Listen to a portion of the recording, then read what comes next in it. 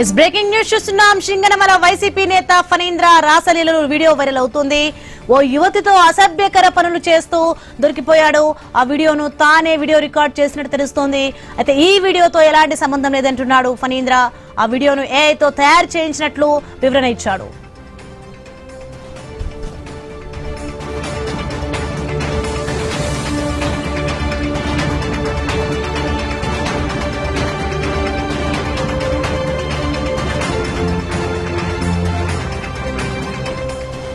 Breaking చూస్తున్నాం మనం. Singanamala YCP నేత ఫణీంద్ర రాసలీలలు వీడియో వైరల్ అవుతోంది.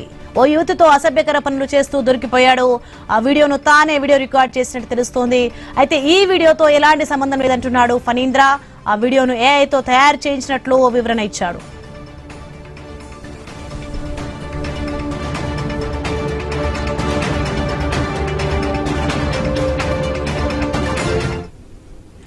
రైట్, ఇదే అంశానికి సంబంధించి మరింత సమాచారం మా ప్రతినిధి రామాంజనేయులు ఫోన్ లైన్ లో అందిస్తారు. ఎస్ రామాంజనేయులు, ఫణీంద్రపై ఎవరైనా ఫిర్యాదు చేశారా లేదా అతని స్పందన ఏంటి?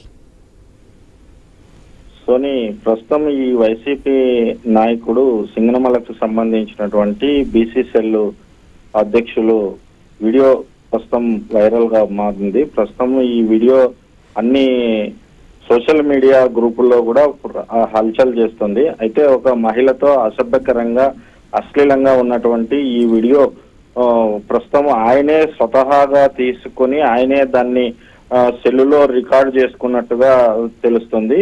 అయితే అతను ఎందుకు దాన్ని బయటికి ఇచ్చాడు, ఎవరు దాన్ని బయటికి పంపారు అనేది మాత్రం సస్పెన్షన్ గానే ఉంది.